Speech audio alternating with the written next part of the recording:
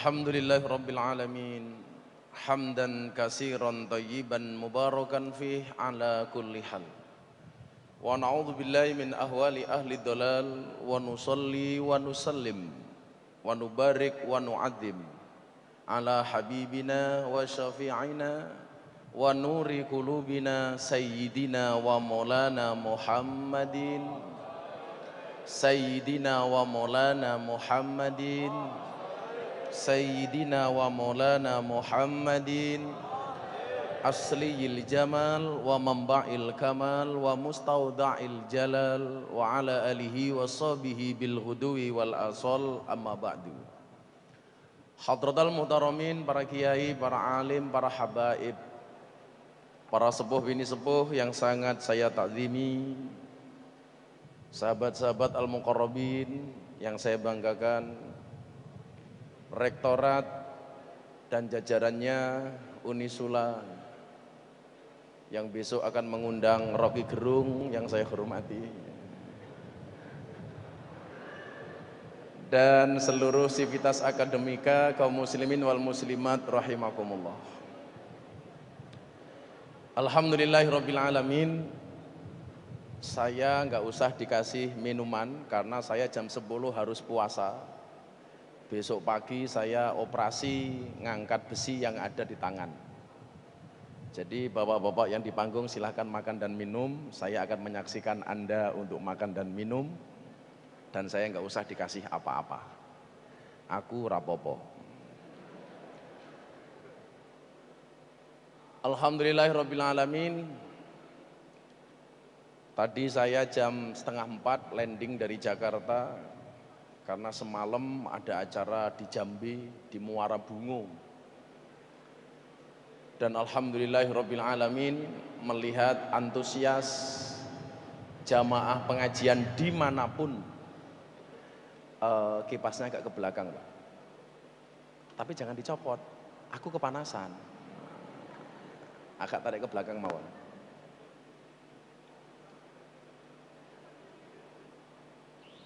Bener kamu mas, kipasnya dikasih mbak-mbak saja biar aku yang kepanasan. Melihat antusias jamaah yang ada di Indonesia, dimanapun berada. Kebetulan ini saya keliling banyak tempat yang ada di Indonesia. Rasa mak suguh aku poso, arep operasi besok pagi. Ojo hiasan tok ora pantes kayak wong liya wae. Sudah kok kamu gendut ngeyel.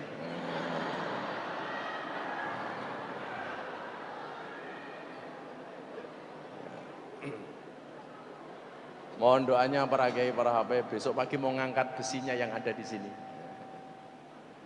Jadi tanggal 17 saya pulang umroh Pak Rektor.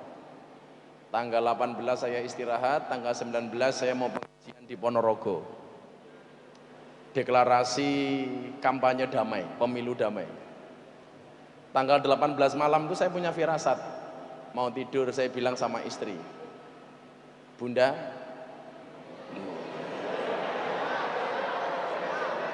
ada yang salah. Masnya yang di belakang bilang, makso banget.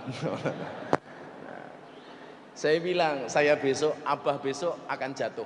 Tapi saya nggak tahu jatuh dari mana. Tapi saya bilang malam itu, besok abah jatuh. Jatuh dari mana abah? Saya nggak tahu. Entah jatuh dari motor, jatuh dari pohon, jatuh dari amben, atau abah sedang naik bunda jatuh, saya nggak tahu. Pagi harinya saya sarapan Pak, kan saya itu jarang sarapan karena saya penganut puasanya Nabi Dawud. Saya puasa Dawud dan saya agak susah kalau disuruh berhenti puasa Dawud. Pagi itu karena baru pulang umroh, istri saya ajak pagi-pagi, Beb, tadi bunda salah, Beb salah, yuk kita sarapan. Akhirnya saya sarapan. Begitu selesai sarapan, karena udah lama saya nggak mau manasi motor, karena kebetulan saya di klub-klub motor itu sebagai pembina. Saya di Jogja punya binaan RX King itu 15.000 motor. Saya pembina Vespa, saya juga pembina HDCI, Harley Davidson Club Indonesia.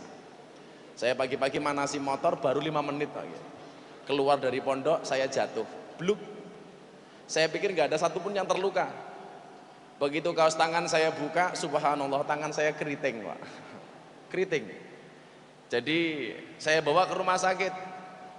Saya pulang, istri saya, yuk kita ke rumah sakit. Ngapain Bah? Abah jatuh. Kok bisa? Saya jawab, wayai. Wayai jatuh.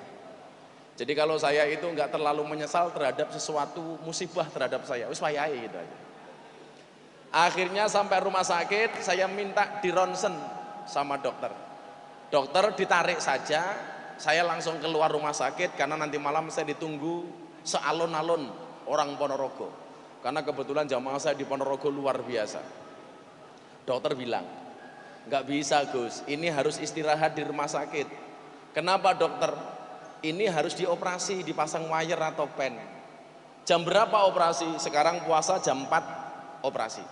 Selesai jam berapa dokter? Jam 6. Saya bilang, bisa nggak nunggu saya sadar dari bius, saya langsung dinaikkan ambulan, langsung berangkat ngaji ke Ponorogo. Kan keren, pengajian numpak ambulan. Wah,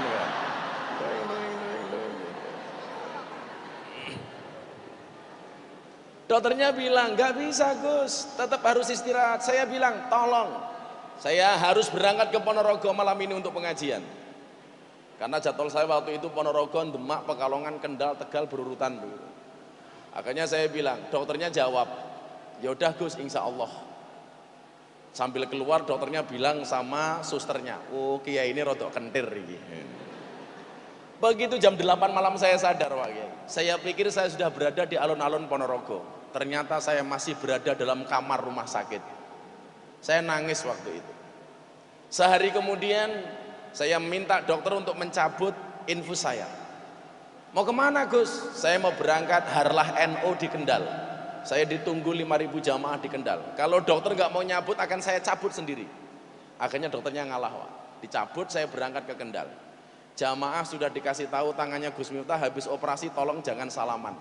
Ini ada janda yang ngeyel Pak. Masya Allah. Jadi di mana-mana penggemar janda saya itu banyak. Terutama janda yang versi Rojali. Apa itu Rojali? Rombongan janda liar. Kesundul lagi. Duk gitu. Akhirnya darahnya keluar semua. Lah istri saya bertanya sama saya begini, Abah kan tiap hari ngaji, sehari bisa 4 sampai 5 kali. Bahkan kalau saya keliling Sumatera di 2 provinsi itu, panitia rela menyewakan helikopter.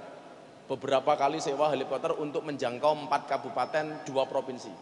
Kenapa sih hanya istirahat 1 minggu saja tidak mau? Yang pertama, saya jawab, Rasulullah Muhammad SAW bersabda, An-nasu yamutuna ala ma'asu wa yub'asuna ala mamatu. Manusia itu oleh Allah besok akan dimatikan sebagaimana kebiasaan dia hidup, dan akan dibangkitkan oleh Allah dari alam kubur sebagaimana dia mati. Kalau ngaji ini menjadi kebiasaan saya berharap sama Allah, ketika Allah berkenan mengutus Israel kepada saya dalam keadaan pengajian, kan keren. Saya ngaji di Unisula, tahu-tahu mati diumumkan di masjid, innalillahi wa inna ilaihi roji'un. Telah meninggal dunia dengan tenang tukang syuting umpamanya, kan keren.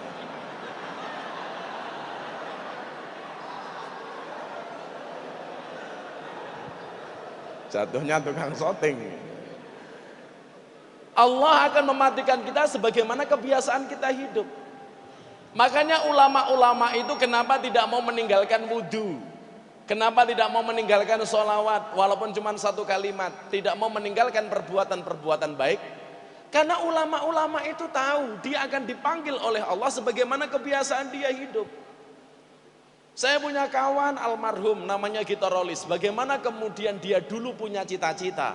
Om, cita-citamu apa? Cita-cita saya cuma 1 Gus, tolong doakan saya dikabulkan cita-cita saya. Apa Om cita-citamu? Saya pengen meninggal hari Jumat ketika saya berdakwah. Dan ternyata Allah kabulkan memanggil almarhum Gito Rolis itu dalam keadaan berdakwah. Pas hari Jumat ketika kultum subuh. Subhanallah. Waktu itu saya tanya, Om, kenapa Anda pengen mati hari Jumat?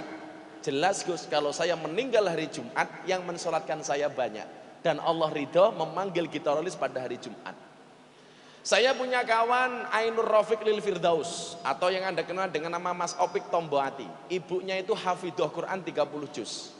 Bahkan ibunya Mas Opik itu menulis Al-Quran 6.666 ayat menggunakan tangannya sendiri.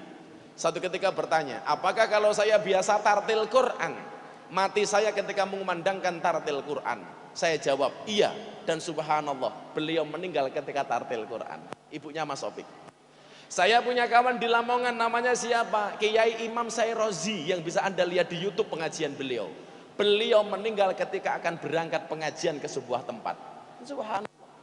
Makanya kamu begitu nak, kamu rajin bersolawat dengan al-muqarrabin, dengan para kiai. Darbuka, pemegang darbuka, bisa jadi kamu mati pas solawatan. Darbukanya mencelat ning dasmu kan orang ngerti. Bluk gitu kan, kita nggak tahu. Maka apakah semangat seperti ini kemudian akan saya sia-siakan? Di lain tempat Rasulullah mengatakan, malaikat Israel satu hari satu malam berapa kali mengunjungi kita? 70 kali. Kalau sehari semalam itu 24 jam, sementara Israel datang kepada kita 70 kali, berarti berapa kali 1 jam Israel mendatangi kita? Minimal 2 kali. Makanya kenapa saya belusuan ke kafe, belusuan ke lokalisasi? Saya berharap kemudian menghantarkan mereka ketika Israel datang kepada mereka dalam keadaan pengajian. Kan keren. Bukan sebaliknya, kelihatannya pejabat malah mati ini ning hotel kelonan karo lontela. Kan gak enak.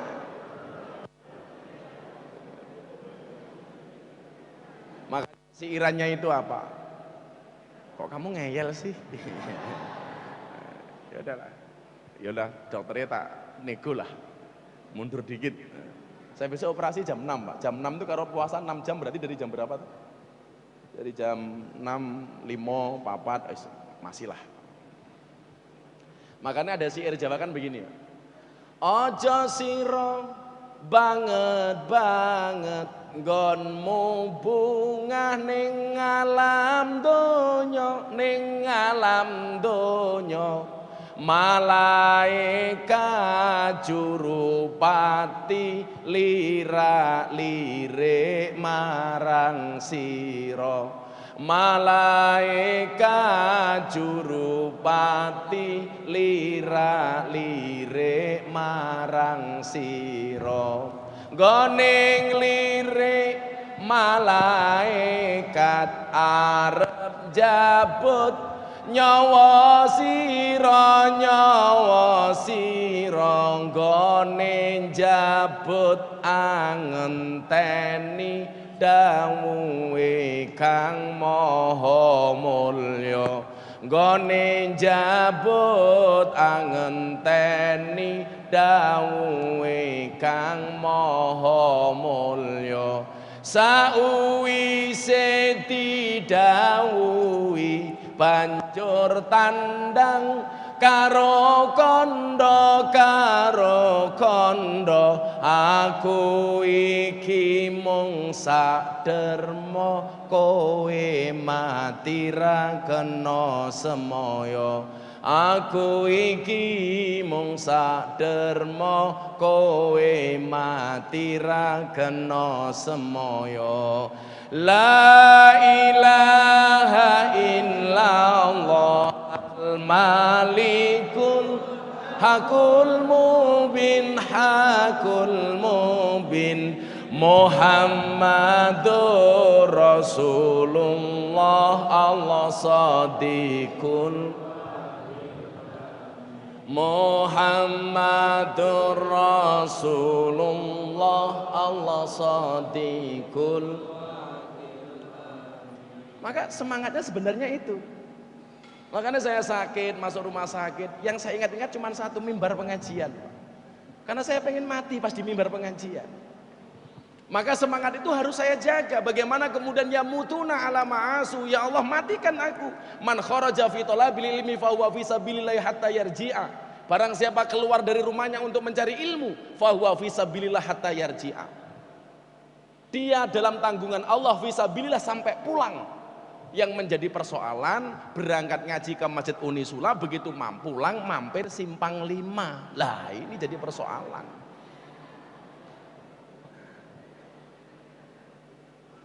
Di lain itu apa?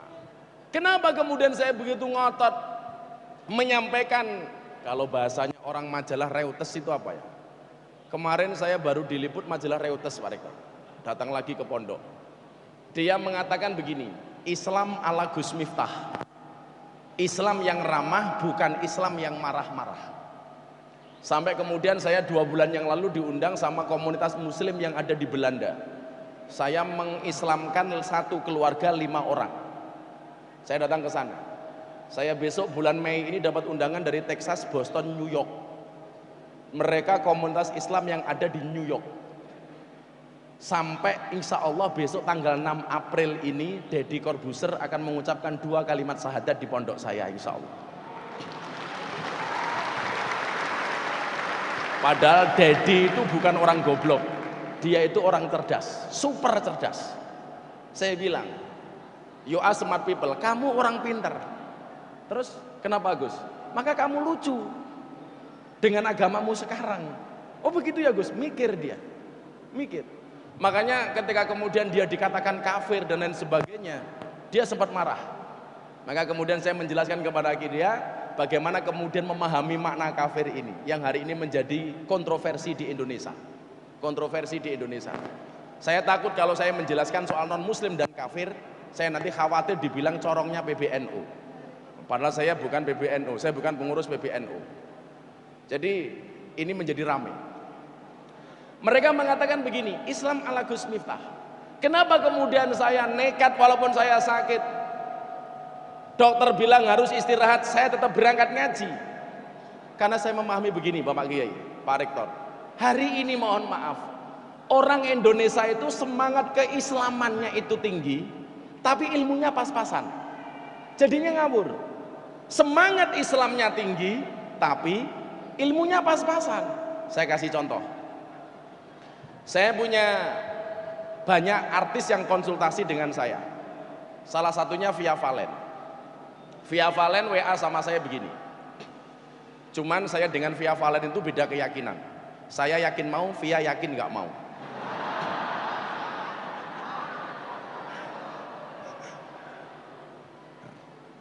Jadi begini, dia bilang sama saya begini, Gus, saya kemarin di demo. Kenapa Via? Gara-gara saya menyanyikan lagu Din As-Salam di panggung dangdutan. Orang-orang itu demo kepada saya dengan mengatakan, saya di DM, saya di WA, isinya apa? Dasar artis gak sopan, solawatan Din As-Salam kok di panggung dangdutan. Kemudian dia bertanya sama saya, apakah benar Gus Din As-Salam itu solawatan? Lah ini persoalannya, semangat Islamnya tinggi tapi ilmunya pas-pasan. Saya gantian bertanya, sejak kapan Din As-Salam itu dianggap sebagai solawat? Itu qasidah Arab tapi bukan solawat. Jadi mau dinyanyikan dimanapun boleh, termasuk di panggung dangdutan. Mbak-mbaknya di WC nyanyi Din As-Salam, gak apa-apa, wong itu bukan solawat kok. Anda masuk WC daripada ngelamun nyanyi Din As-Salam, gak apa-apa. Begitu duduk langsung kamu nyanyi,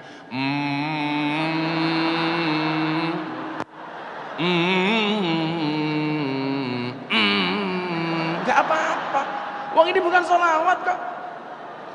Kilahadil ab, gitu kan. Mata fi masa, ini bukan sholawat. Semangat Islamnya tinggi tapi ilmunya ini nggak ada. Istilah saya apa? NKTA, nafsunya kuda tenaganya ayam.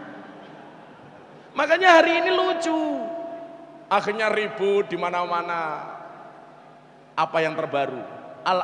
Tasrifan, kafaro, yukafiru, kufron. Itu ya mohon maaf kalau di pondok itu pelajarannya anak ibtidaiyah. Ribut gara-gara itu. Sampai akhirnya kemudian apa? Banyak nggak bisa membedakan mana kafir, mana kufar, mana mufrad, mana jamak. Sudah berani ngomong macam-macam. Ini yang terjadi di Indonesia hari ini. Sebenarnya sumbunya di mana? Sumbunya sampai April tanggal 17. Habis itu insya Allah Indonesia aman. Ini persoalan ini terus terjadi apa? Hanya sampai tanggal 17 Pak Rektor. Kalau nggak percaya tolong potong rambut saya. Rambut ketiak maksudnya. Yang menjadi soal ini. Makanya kemarin saya bilang di hitam putih. Di Indonesia itu hari ini yang paling susah dinasehati cuman ada dua. Yang pertama adalah orang jatuh cinta, yang kedua adalah pendukung capres. Ini paling susah dinasehati.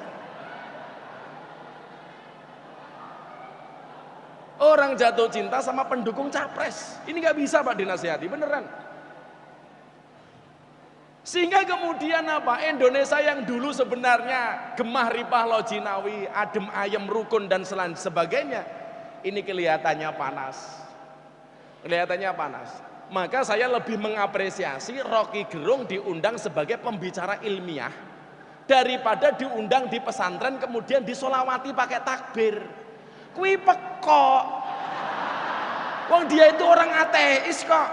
Mendingan di panggung kampus, panggungnya ilmiah yang tidak berbicara agama. Bagi saya itu lumrah ketika dia berbicara sebagai seorang profesor dalam tanda kutip. Tapi yang lucu apa? Orang ateis masuk pondok pesantren diiringi solawat bahkan teriak-teriak takbir, kan mumet ndase. Malaikatnya bingung. Bocah iki agamane apa gitu. Oh dia nggak percaya dengan Al-Quran, mengatakan kitab suci itu fiksi, kok masuk pondok pesantren, bahkan seperti syekh. Ya kalau diundang dalam forum-forum ilmiah saya pikir nggak masalah lah. Walaupun rektornya habis ini mikir, omongan Gus Miftah iki kepiye iki kowe.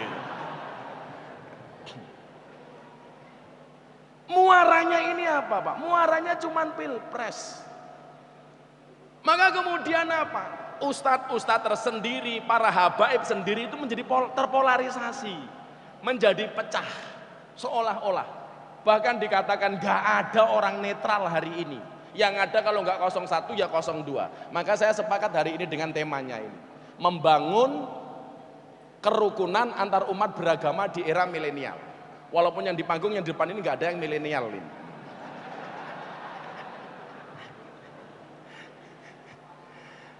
Generasi X semua ini yang di depan. Karena muaranya cuma ini, kerukunan soal ini saja. Habib terpolarisasi. Habib 01, Habib 02. Kiai terpolarisasi. 01, 02. Organisasi-organisasi juga seperti itu. Ustadz-ustadz juga seperti itu. Maka di mana-mana sekarang kalau mau pengajian ditanya dulu. Itu ustadznya 01 apa 02? Ya Allah. Sampai segitunya. Belum lagi fenomena di jalan Pak Rektor. Kalau saya pengajian keluar dari rumah naik mobil mendingan saya tidur. Saya nggak tega lihat pepohonan hari ini. Nandur wit pelem tukule gambar caleg. Ya Allah. Ya kan? Nandur wit rambutan tukule gambar caleg dengan posenya masing-masing. Ada yang pose mengepalkan tangan, ada yang cibi-cibi. Wow. Ada lagi di Jogja itu naudzubillah min dalik, caleg gambarnya di baliho itu apa? Dibalik, kepalanya di bawah. Tulis captionnya apa? Siap jungkir balik untuk rakyat. Cangkemmu, cangkemmu. Ra percaya aku.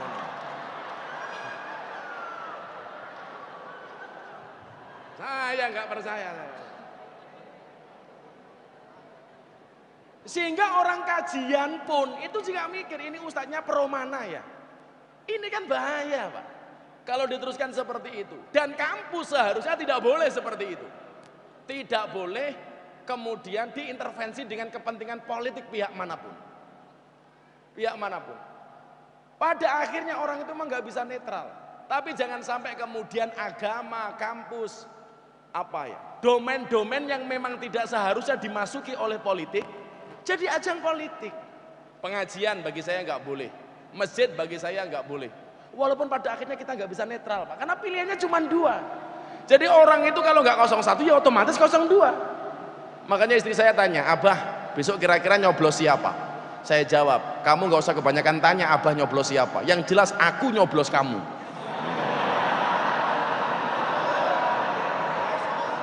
Masuk Pak Eko. Kasihan kalian para jomblo. Ayo nyoblos apa? Maka kemudian apa? Kalau toh kemudian kiai habaib itu ada bedanya, saya pikir apa ya? Lumrah lah. Karena nggak mungkin habaib kiai itu sama, itu nggak mungkin. Karena al ulama alladzina hum warasatul anbiya. Kalau toh kemudian kita buka sejarah, yang bapak anak saja itu beda, Pak.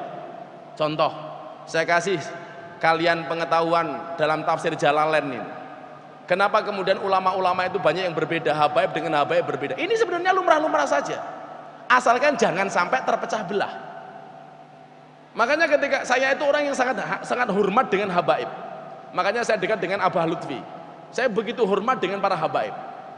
Makanya ketika dulu saya ditanya, Gus, apa pendapat Gus Miftah tentang Habib Bahar yang viral itu? Jawaban saya sederhana, selaku zuriyahnya Rasulullah wajib kita hormati Habib Bahar. Tetapi isi ceramahnya kita tidak harus ikut-ikutan. Masalah Pak, suatu demo macam-macam. Kowe ngerti ta Le, bedone Habib karo Kiai? Habib karo Kiai iki bedone tipis. Kalau Habib itu nasab, Kiai itu nasib. Itu saja sebenarnya itu. Habib itu nasab, Kiai itu nasib gitu. Lah kalau Kiai-kiai sendiri ini beda-beda itu sebenarnya lumrah. Saya kasih contoh. Penjelasan tafsir Jalalain ketika berbicara fafahamnaha Sulaiman. Fafahamnaha Sulaiman. Sulaiman itu kan punya bapak. Bapaknya Sulaiman namanya siapa? Dawud. Sulaimanu bin Dawud alaihi wassalam. Jadi Dawud itu bapaknya Sulaiman, Sulaiman itu anaknya Dawud. Ini dua-duanya umarok, dua-duanya ulama. Tapi perbedaan kerajaan Dawud dengan Sulaiman satu. Kalau Sulaiman itu mendapatkan kekuasaan dan kerajaan karena hasil warisan bapaknya, sementara Dawud itu mendapatkan kerajaan dan kekuasaan karena hasil kompetisi. Perang, melintang dasi Jalut, mati, jadi raja. Lah, Dawud dan Sulaiman ini sama-sama ulama, sama-sama umarok, tapi beda karakternya. Dawud dan karakternya Sulaiman itu beda. Kalau soal ibadah mahdhoh, soal sholat, soal doa, itu lebih khusyuk Dawud apa Sulaiman? Dawud. Dawud itu kalau berdoa, dia sholat nangis, air matanya itu bisa menumbuhkan rumput dan tumbuh-tumbuhan karena saking khusyuknya Dawud alaihi salam. Kalau dia berzikir, kalau dia bertasbih, pepohonan, burung-burung, hewan mengikuti tasbihnya Dawud karena begitu khusyuknya Dawud. Tapi kalau soal ilmu, soal siasah, soal politik, soal hukum, itu jauh lebih cerdas Sulaiman dibandingkan Dawud. Makanya ulama itu ada yang versinya seperti Dawud, ada yang seperti Sulaiman. Gak bisa sama. Kalau kalian pengen skripsi njaluk donga, engko dosane beneran neko-neko ketika nguji kamu, jangan datangi kiai versi Sulaiman, tapi datanglah kepada kiai versi Dawud. Mbah Kiai pripun carane dosen pembimbing kula pas ngetes kula munakosah pendadaran, pendosen kula cangkeme reso muni, pripun carane umpamane. Lah kuwi Dawud itu Dawud.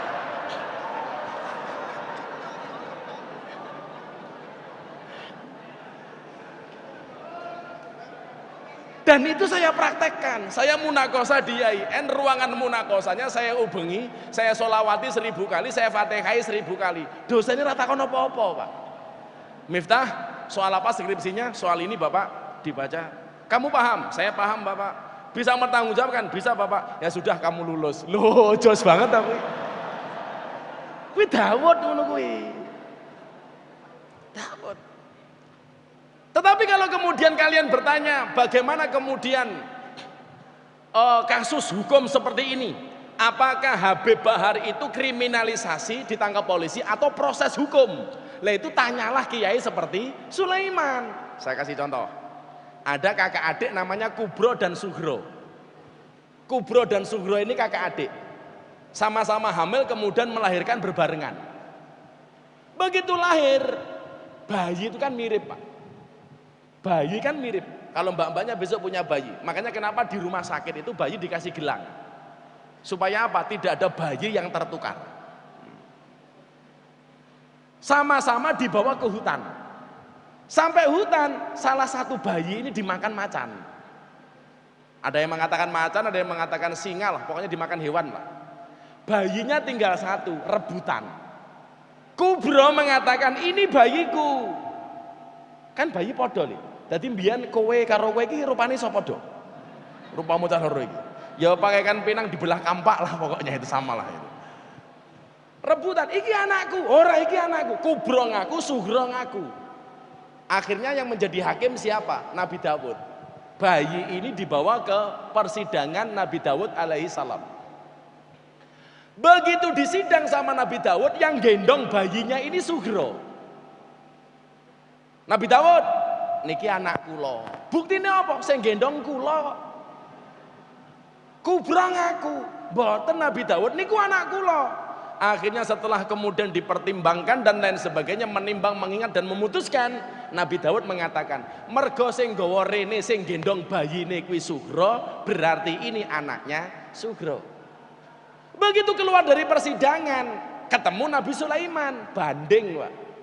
Maka ilmu peninjauan kembali itu pertama kali Nabi Sulaiman alaihi salam. Banding. Nabi Dawud kulo banding, saya nggak percaya kalau ini anaknya Sugro. Kalau toh memang bayi ini anaknya Sugro, akan saya buktikan terlebih dahulu kebenarannya. Bayi ditaruh di tengah, Nabi Sulaiman bertanya, iki anaknya siapa? Dua-duanya ngaku, Sugro anak saya. Kubro jawab, anak saya. Dua-duanya ngaku, iya. Apa yang dilakukan oleh Nabi Sulaiman? Nabi Sulaiman ngambil golok. Apa yang dilakukan Sulaiman? Bayinya mau dibelah menjadi dua. Jadi lah saya kira awakmu ndelok kadang-kadang ono kiai jadab. Wi ilmune Nabi Sulaiman le. Model-model jadab mungkin wis ono ke zaman Nabi Sulaiman. Maka kamu jangan mengatakan orang jadab itu orang gila. Kalau kamu mengatakan jadab itu orang gila, wi utekmu ra tekan. Nalar warasmu menurut Rocky Gerung perlu dipertanyakan.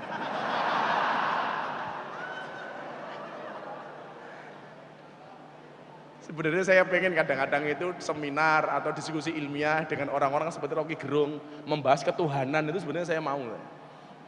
Tarung sisan, ta? Kalah ilmunya kudu menang gelute ora. Mau dibelah sama Sulaiman. Karena kalian gak ada yang ngaku, dua-duanya ngaku ini anaknya kalian, udah saya belah jadi dua. Kamu tak kasih separuh, kamu tak kasih separuh. Begitu mau dibelah, yang nangis siapa? Yang nangis Kubro. Ampun Nabi Sulaiman, jangan dibelah. Sudah saya ngalah. Silahkan kasih bayi itu kepada si Sugro. Saya nggak dapat bayi itu nggak apa-apa. Selama bayi itu bertahan hidup, sudah dikasih Sugro nggak apa-apa. Sementara Sugro diam, sama sekali nggak ada ekspresi. Di sini Nabi Sulaiman bermain psikologis. Nggak mungkin seorang ibu, naluri seorang ibu melihat anaknya dipotong diam, pasti nangis. Lah wong ibu itu anaknya cokot nyamuk nangis, kok mosok anaknya mau dipotong orang nangis. Akhirnya Nabi Sulaiman mengatakan kepada Nabi Dawud, Bapak, dari analisa saya, bayi ini bukan merupakan anaknya Sugro, tapi anaknya Kubro. Buktinya apa? Ketika bayi mau saya belah menjadi dua, yang menangis Kubro bukan si Sugro. Akhirnya Sugro ngaku, iya ini anaknya Kubro. Cerdasnya Nabi Sulaiman alaihi salam. Mila nono le kiai sing modele. Berarti Nabi Dawud goblok? Bukan goblok. Nabi Dawud itu karena kiai khusuk biasanya ngati-ngati, orang gelem suudon. Makanya kiai-kiai sepuh itu nggak ada yang suudon. Doanya dipolitisir pun nggak suudoni. Doanya presiden yang tertukar, tetap nggak suudon yang berdoa. Yang suudon siapa? Yang membuat puisi, Fadli Zong, kan begitu. Kalau kayak sepuh itu nggak ada yang mau suudon macam-macam. Maka kemarin saya bilang sama teman-teman, Gus gimana itu doanya Mbah Mun? Saya goblok itu yang menilai. Oh namanya orang sepuh kemudian salah, lumrah lupa salah. Jangan kemudian kita menilai, justru dibuat puisi. Maka saya bilang, salahnya doanya Mbah Mun meningkatkan elektabilitas Prabowo 3%, tapi gara-gara blundernya puisi Fadli Zong menurunkan elektabilitas Prabowo 7%. Ya modar kok ya aku. Lah kayak sepuh itu mboten nate suudon, Pak. Saya kasih contoh yang lebih detail. Zaman Nabi Dawud dan Nabi Sulaiman umurnya baru 13 tahun nih. Nabi Dawud itu ada kasus di umatnya, ada perempuan cantik tapi rodok edan, ayu kurang saon. Apa ya istilahnya? Istilahnya apa ya? Ya orang stres apa depresi lah. Ayu tapi kentir. Kowe gelem lho ndek bojo ngono kuwi. Ayu tapi kentir. Dicipok malah guyu.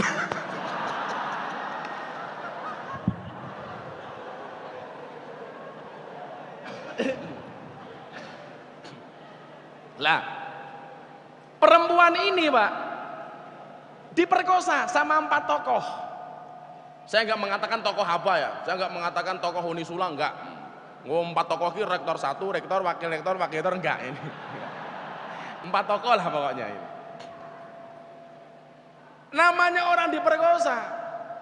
Tadinya dia nggak tahu siapa yang memperkosa, mau rodo edan kok, meteng. Begitu hamil, dia kelingan diperkosa sama 4 orang ini. Aku ini meteng mergo diperkosa. Akhirnya laporanlah si perempuan rodok kentir ini kepada Nabi Dawud. Nabi Dawud, kula meteng. Kowe meteng? Nggih. Sing ngetengi kowe sapa? Kula diperkosa. Sing merkosa kowe sapa? 4 orang tokoh itu. Sapa? A, B, C dan D. Bener Nabi Dawud. Dipanggil 4 orang ini. Perempuan itu hamil, katanya diperkosa oleh kalian berempat. Benar apa tidak? 4 tokoh ini semuanya jawab, bohong.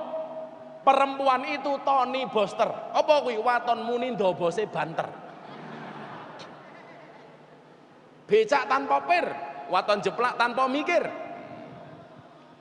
Lah terus kalau memang kalian tidak memperkosa, kenapa dia hamil? Nabi Dawud, 4 orang ini semuanya menjawab, sudah direncanakan. Perempuan itu hamil karena diperkosa oleh anjingnya sendiri. Nabi Dawud percaya Pak, karena yang ngomong 4 tokoh dan bahasanya sama. Yang memperkosa anjingnya sendiri. Oh ngono, ya wes aku percaya. Keluarlah 4 orang ini dari persidangan. Ketemu Nabi Sulaiman. Sing merkosa sapa? Asune ki ambak. Ngono kan? Nabi Sulaiman ora percaya. Sidang diulangi, peninjauan kembali, saya banding. Akhirnya apa yang dilakukan oleh Nabi Sulaiman? 4 orang ini diinterogasi oleh Nabi Sulaiman. Jadi polisi duwe ilmu interogasi itu ilmunya Nabi Sulaiman. Termasuk tongkat komando itu pertama kali ya Nabi Sulaiman. Maka Nabi Sulaiman itu memerintahkan rakyatnya, memerintahkan hewan-hewan, burung itu menggunakan tongkat. Itu yang dicontoh oleh kepolisian dari Kapolri, Kapolda, Kapolres, Kapolsek. Dicontoh oleh TNI dari Panglima TNI, Panglima Kodam, dan Rem, dan Dem, dan Ramil, dan Cok Jaran kayak saya. Ini contoh itu.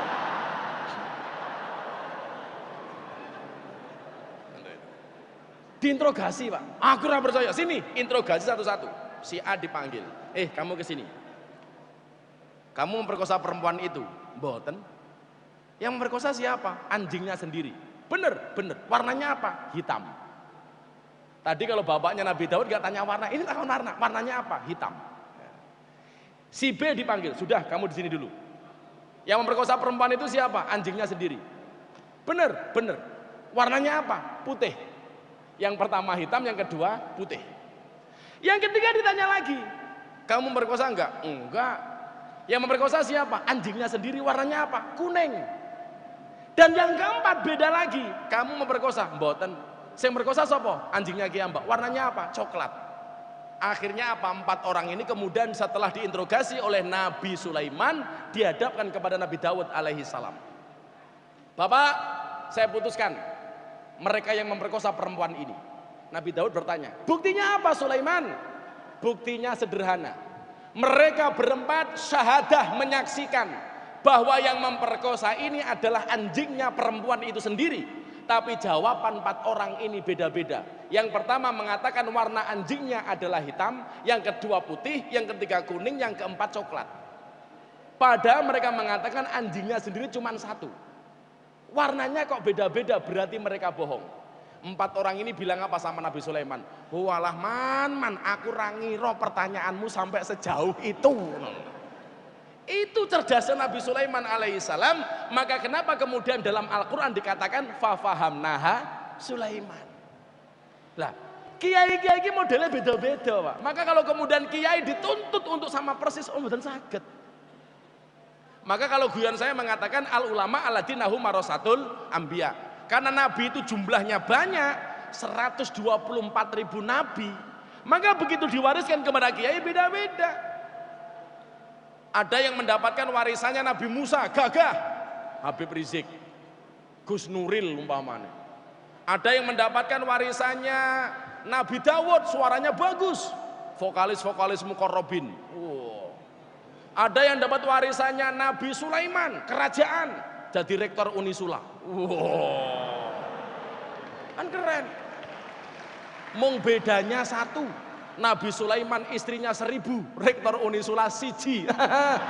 Jirih. Siji tok, istiqomah. Ikatan suami takut istri ketika di rumah. Kalau saya punya cita-cita Fatimah, suami istri 4 satu rumah. Iya, Fatimah. Ada yang mendapatkan warisannya Nabi Sulaiman, kekayaannya Ustadz Yusuf Mansur, Paitren. Ada yang mendapatkan warisannya Nabi Ayub, sabar. Banyak kiai-kiai sabar di Indonesia. Banyak yang mendapatkan warisannya Nabi Isa, kere, kiai miskin, banyak. Banyak yang mendapatkan warisannya Nabi Khidir, cerdas, Cak Nun, MH Ainun Najib. Ada yang mendapatkan warisannya Nabi Dawud, suaranya bagus, Habib Syekh. Ada yang mendapatkan warisannya Nabi Yusuf, ganteng, Gus Miftah, dan lain-lain.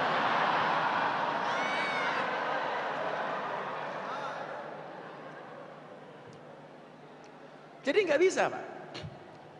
Tapi kemudian apa? Harusnya untuk masa-masa seperti ini di Indonesia, ketika kita berbicara kerukunan, hadis-hadis yang kita baca, ayat-ayat yang kita baca itu seharusnya ayat-ayat yang berkaitan dengan kerukunan. Ayat-ayat yang berkaitan, hadis-hadis yang berkaitan dengan toleransi dan lain sebagainya. Makanya Rasulullah mengatakan apa? La tadkhulunal jannata hatta tu'minu wa la tu'minuna hatta tahabbu. Yang harusnya dibaca ini. Saya kadang-kadang begini loh Pak, ini mohon maaf ya, mudah-mudahan ini bukan suudon saya. Cuman saya waspada lah. Berkaitan tadi, semangatnya gede, ilmunya kurang. Jadi ngawur. Allah Subhanahu wa taala berfirman dalam surat Al-Isra ayat 176. Al-Isra ayat 176. Kata Gus Nur Sugiharja. Saya batin, pengetahuan saya Al-Isra itu ayatnya hanya 111 ayat. Dia mengatakan ayat 176. Kelebihan ayatnya ini dari mana? Jangan-jangan ayat hasil amandemen, Pak. Gitu. Ini semangatnya gede tapi ilmunya kurang. Menafsirkan ayat surat Fatir ayat berapa itu, innama yakhsyallahi min ibadil ulama. Namanya ulama itu bukan mereka yang hafal Quran, bukan mereka yang ilmu hadisnya bagus, bukan mereka yang kitab kuningnya bagus, tapi siapapun, hewan sekalipun selama takut dengan Allah dia ulama. Iki tafsir dari mana?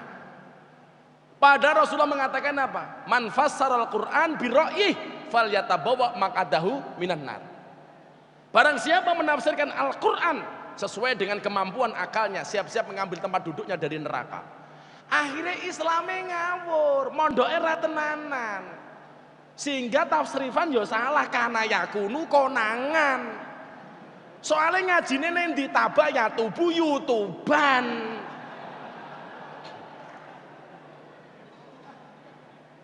Kana yakunu konangan, ngajine tabaya tubuh YouTuban, akhirnya madaya mudu modot, sehingga ngawur. Tuhan saja diprovokasi. Ya Allah, menangkanlah calon kami, karena jika calon kami kalah, saya khawatir tidak ada yang menyembahmu ya Allah. Saya terlepas apa yang dimaksud, aku mau batin Gusti Allah kok diancam gitu. Lah kowe iki sapa?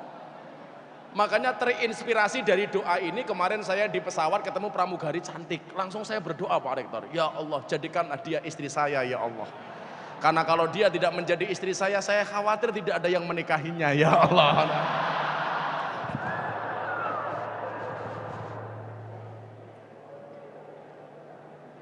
Gusti Allah diatur.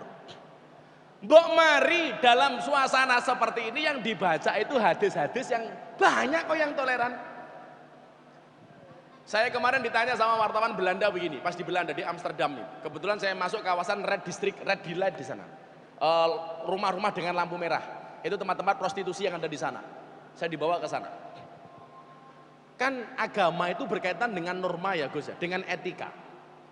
Sementara Red Light seperti ini, Red District seperti ini berkaitan dengan maksiat dan lain sebagainya. Kenapa Gus Miftah bisa mensinkronkan antara norma dengan maksiat? Ini kalau secara ilmiah nggak rasional. Satu berkaitan dengan norma dan etika, satu berkaitan dengan kemaksiatan dan dosa. Tapi kenapa bisa nyambung, bisa sinkron, Gus Miftah bisa masuk? Jawaban saya sederhana kok. Karena Islam saya Islam slow, woles, santai bro, santai.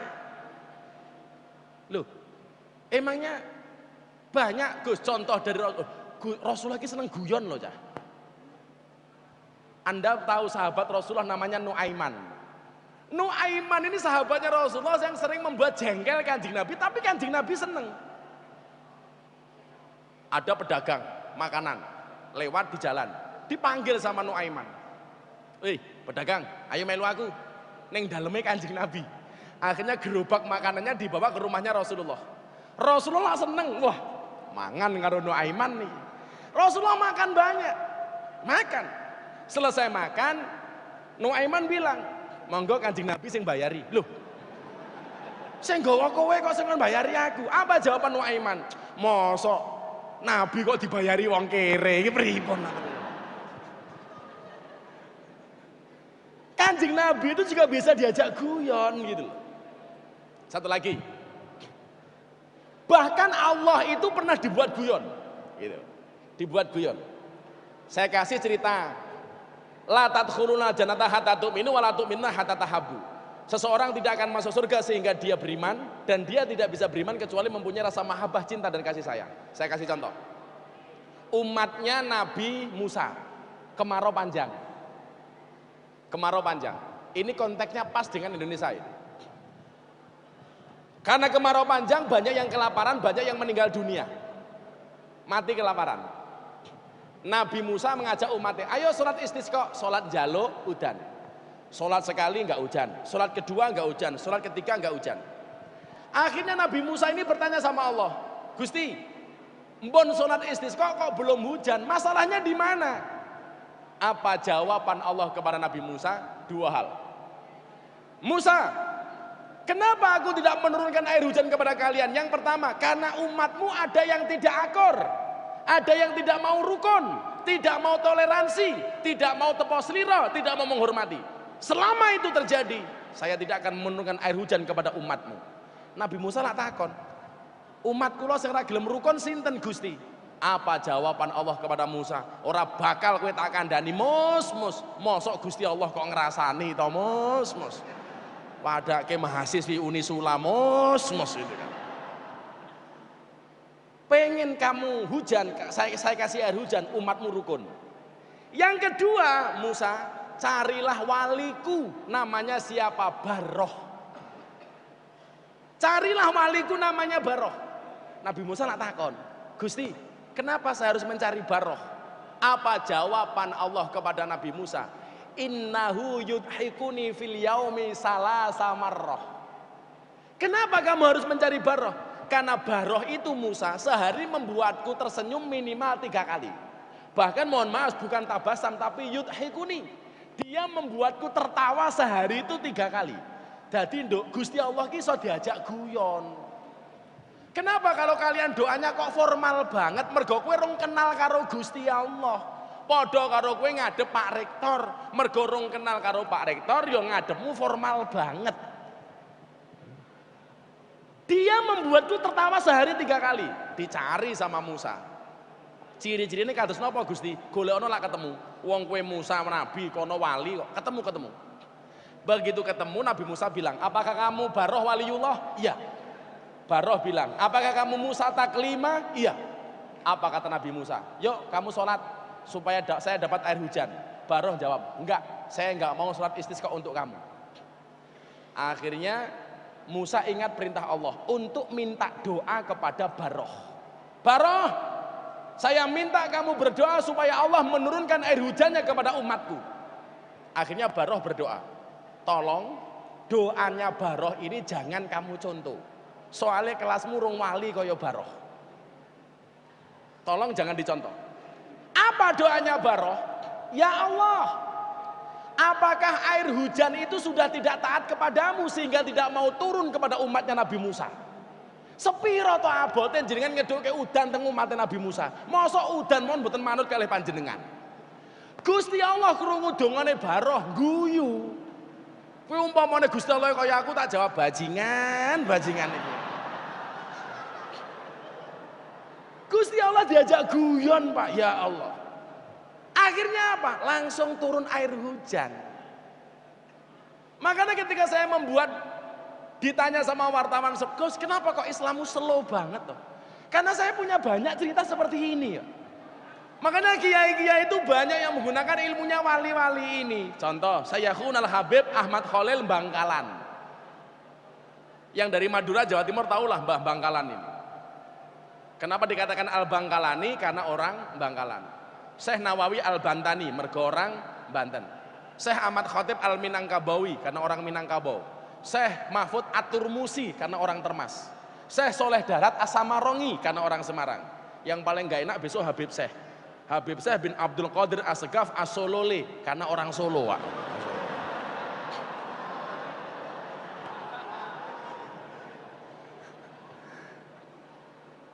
Mbah Khalil ini santrinya meninggal di Surabaya.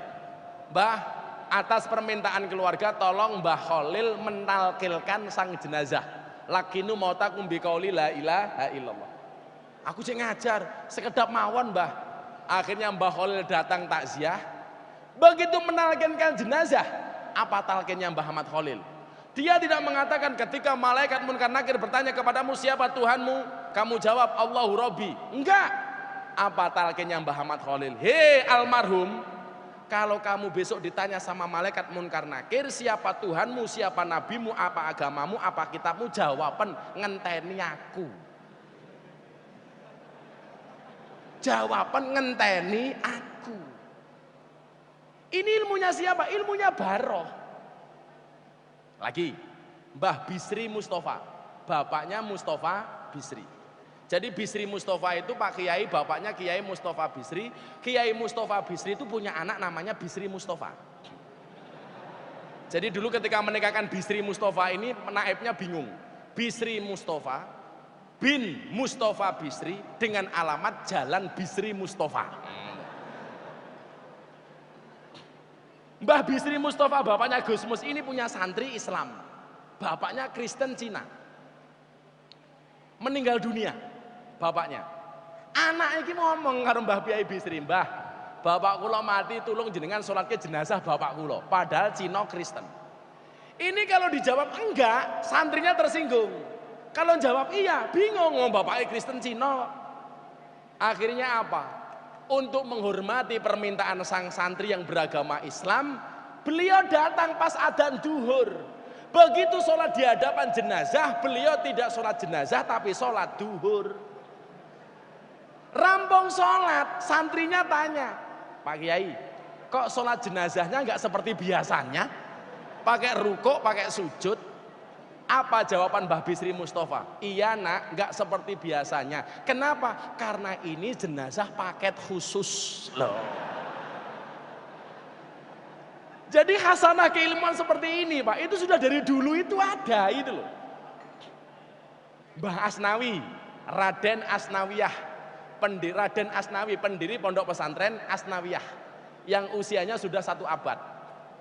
Diundang pengajian, disuguh sama orang Cina Kristen. Begitu dikasih makanan, dikasih daging babi, Pak. Dimakan sama beliau karena beliau nggak tahu kalau itu daging babi. Maksud Cina ini apa? Pengen membuat malu Mbah Asnawi.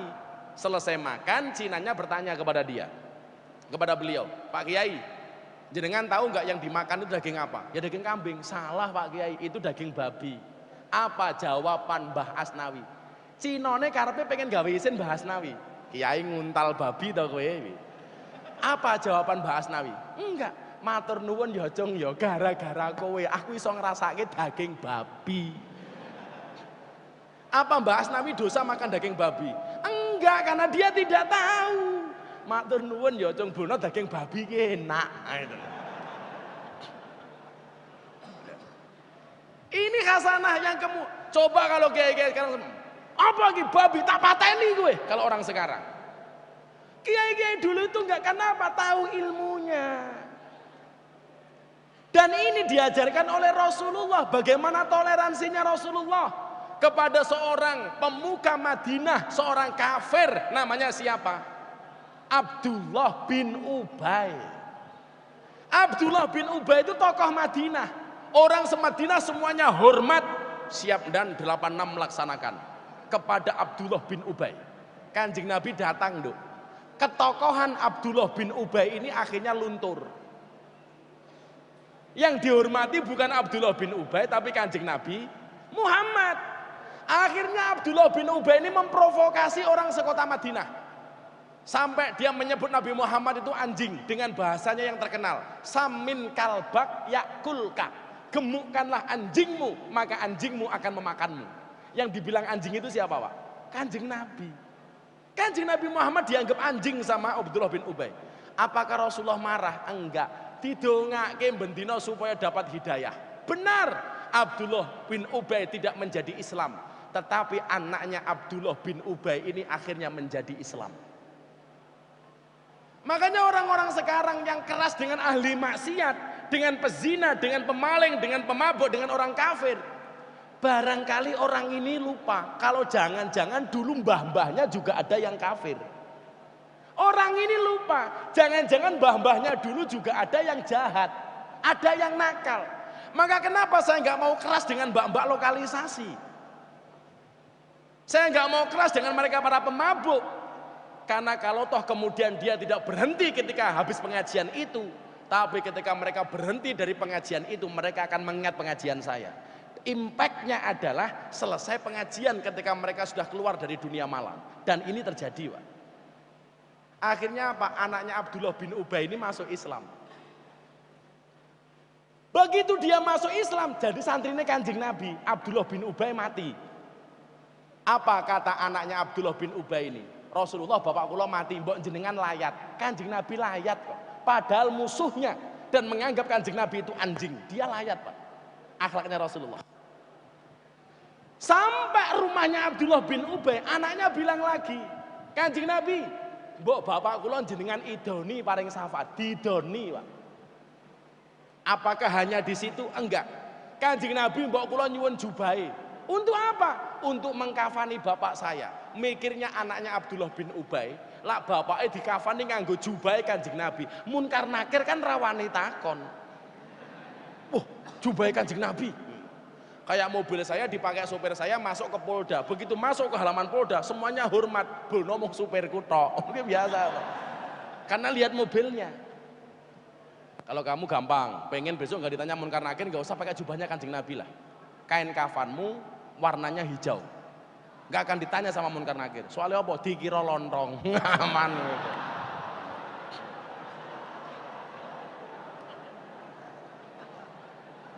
Dikasih Pak jubahnya, padahal musuhnya loh ini. Sampai permintaan anaknya Abdullah bin Ubay itu nggak nalar lagi. Bisa nggak Kanjeng Nabi mensolatkan jenazah bapak saya? Hampir saja oleh Rasulullah disolatkan.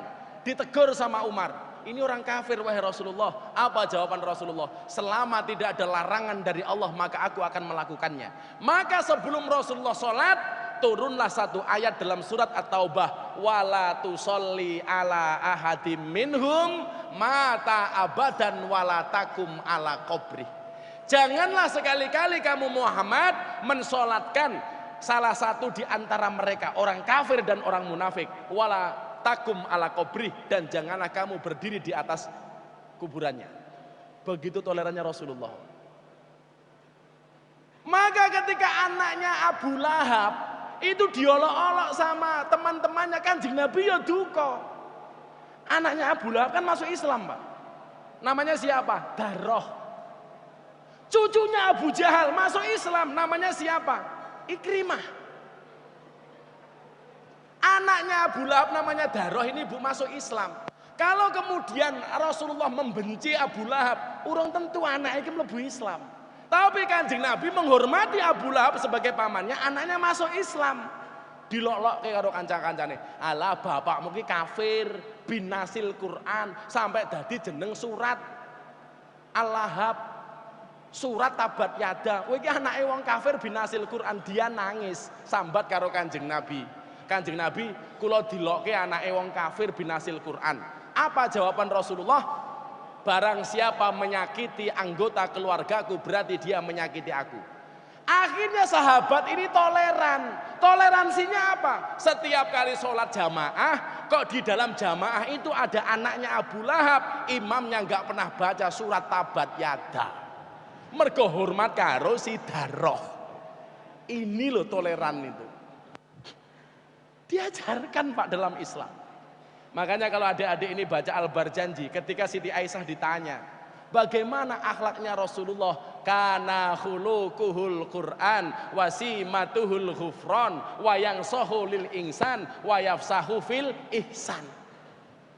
Harusnya yang kita contoh hari ini bangsa Indonesia adalah cerita-cerita seperti ini. Kalau ini terjadi, apapun perbedaan di antara kita, maafi muskilah. Kata Pak Rektor, no what ora popo. Masa mau gara-gara pilpres hanya tersisa dua suku, Pak? Ribuan suku bangsa yang ada di Indonesia, gara-gara pilpres hanya tersisa dua suku, suku kampret dan suku cebong. Maka mudah-mudahan yang sedikit ini berangkat dari Unisula ini mudah-mudahan memberikan gambaran kepada kita bagaimana kita harus menjadi umat Rasulullah yang toleran sebagaimana diajarkan oleh Rasulullah Muhammad Sallallahu Alaihi Wasallam. Makanya saya dengan tetangga saya Kristen, Pak, saya nggak pernah menyebut dia orang Kristen, saya menyebut dia orang non-Muslim. Maka kenapa saya itu orangnya toleran? Saya YouTubean dengan Deddy Corbuzier mengucapkan selamat Natal di demo sama orang-orang bersumbu pendek itu. Miftah kafir, kenapa? Karena mengucapkan selamat Natal. Yo mosok mau gara-gara aku ngomong selamat Natal, imanku hilang. Logikanya dari mana? Toh mereka nggak tahu alasan saya mengucapkan selamat Natal. Tetangga saya itu orang Kristen, kalau saya lebaran yang pertama kali mengucapkan minal aidin wal faizin itu orang Kristen. Ini di demo lagi. Orang Kristen kok mengucapkan minal aidin wal faizin? Nggak boleh. Itu kan hadis. Ya cangkemmu. Sejak kapan minal aidin wal faizin itu hadis? Sama halnya ketika saya ngaji di Surabaya, saya berbicara resolusi jihad. Saya bilang hubul waton minal iman. Ditanya sama orang, Ustadz saya mau tanya, apa? Hubul waton minal iman itu hadis riwayat siapa? Lah, goblok meneh ya aku. Sejak kapan hubul waton minal iman itu hadis? Karena yang tanya ini orang goblok, akhirnya saya jawab hadis riwayat Muslim. Dia tanya lagi, kok bisa? Bisa, hadis riwayat Muslim. Kok bisa? Iya, emangnya ada hadis riwayat non Muslim? Ora ono. Lah kowe pekok kok. Hubul waton minal iman kok hadis riwayat siapa? Ya jaga sembung bawa golok, nggak nyambung blok. Makanya anak-anakku di Unisula Islammu sing slow-slow wae lah. Ya aku sing jomblo-jomblo niki guyonmu kaya baroh ora apa-apa ndongamu. Ya Allah, bila dia jodohku jadikan dia istriku ya Allah. Namun bila dia bukan jodohku mbok dicek lagi ya Allah. Ora apa-apa ndonga peninjauan kembali. Santai wae karo Gusti Allah, yo Gusti Allah dhewe kok. Aja terlalu sepaneng uripmu iki. Ya Allah, saya pengen dapat istri yang SD SB ya Allah. Apa kuwi? Semok depan, semok belakang ya Allah. Jalannya yang macan tutul, manis cantik, jalannya mentul-mentul ya Allah. Ora apa-apa. Sapa ngerti rupamu pas-pasan, bojomu ayu lah ya ora ngerti to. Kandhane kok dolanan HP. Dah ya. Selawatan Hasbi Robbi aja ya ditutup. Enggak usah malam-malam. Saya harus segera masuk ke rumah sakit, mohon doanya mudah-mudahan operasinya lancar. Mudah-mudahan sampai 17 April siapapun yang terpilih sudah tidak ada lagi permusuhan di antara kita. Amin Allahumma amin. Ya. Kowe iki arep metenteng bela nomor berapapun, sing dadi siapapun kamu tetap mahasiswa. Nah mungkin moro-moro kowe dadi pegawai negeri ora sapa. Kayak gitu kok. Kalau dibaca perbandingan madhab itu, imam madhab itu kan saling menghormati walaupun dia berbeda pendapat. Sebelum kita sholawatan ya, Imam Hambali itu pernah diprotes sama anaknya. Imam Hambali itu ahli ibadah, tapi kalau ketemu Imam Syafi'i, cium tangannya Imam Syafi'i, diambung, muah. Akhirnya apa? Satu ketika Imam Syafi'i bermain ke rumahnya Imam Hambali. Sediakanlah kamar, di kamarnya itu ada dikasih ember, kasih air. Karena dulu kan nggak ada keran, nggak ada sanyo, maka di kamar itu dikasih persediaan air untuk wudhu, sholat bangun malam. Didelok sama anaknya Imam Hambali. Imam Syafi'i itu sholat tahajud, malah mau mlebu kamar, metu kamar, mlebu kamar, metu kamar. Wirawiri tok sampai subuh. Sholat subuh nggak pakai wiritan. Wiritannya ra suwe-suwe. Kaya mahasiswa Unisuna lah, mat kolam cing, komat teko salam pelencing. Komat mangkat, rampung sholat, tangannya diangkat, dungane singkat, ya Allah kau tahu yang ku mau, amin. Itu Imam Syafi'i itu. Akhirnya apa? Anaknya Imam Hambali protes, halah pak, kok jenengan sungkem kali Imam Syafi'i, mambengi mawon mboten tahajud, sholatnya subuh mung dilit, kok jenengan sungkem karo Imam Hambali. Akhirnya karena sering diprotes sama anaknya, Imam Hambali bertanya kepada Imam Syafi'i, kok jenengan mau dalu mboten sholat tahajud, wirawiri keluar masuk kamar itu ada apa? Apa jawaban Imam Syafi'i? Saya mumet Imam Hambali. Kenapa? Karena saya hari ini mendapatkan pertanyaan fikih 60 pertanyaan, baru bisa saya jawab 25 pertanyaan. Ngalime Imam Syafi'i itu. Makanya kenapa dikatakan naumul alim khairum min ibadatil jahil. Turune wong alim kuwi luwih apik daripada ibadahe wong goblok. Jadi kok ana wong goblok salat karo wong pinter turu, kuwi sing digodho setan sing ndi? Pinter sing turu. Sing ibadah goblok ora digodho karo setan, ora usah digodho mesti salah. Dijarke. Sing alim turu digodho karo setan supaya ora tangi. Soalnya apa? Lah nganti tangi bener ke sing goblok ngibadah. Itulah kenapa alasan Imam Hambali hormat kepada Imam Syafi'i. Jadi lah wong goblok ini ibadah dijarke wae mesti salah. Jadi itulah cara kemudian para ulama-ulama itu kita toleran. Maka mudah-mudahan atas inisiatif mahasiswa Unisula malam hari ini dengan tema yang sangat bagus ini, mudah-mudahan kerukunan tidak hanya beragama, umat seagama. Kita itu sekarang orang Indonesia dengan tetangganya Kristen bisa akur. Karo tanggane beda katok, ribut. Siji katoke dawa, siji katoke congklang, ribut. Padahal Kanjeng Nabi itu pernah pakai jubah panjang, juga jubah cingkrang. Kenapa jubahnya Kanjeng Nabi panjang? Karena jubah baru. Kenapa Rasulullah pernah pakai jubah congklang? Karena jubah lama, ngelinteng dadi dhuwur, ngono lho. Karena waktu itu nggak ada setrika, ngono lho. Dadi yang ngelinteng dhuwur dhewe kae congkrang, ngono lho. Maka namanya al-kacong, aliran katok congklang. Yo ora apa-apa, katok-katoke dhewe kok.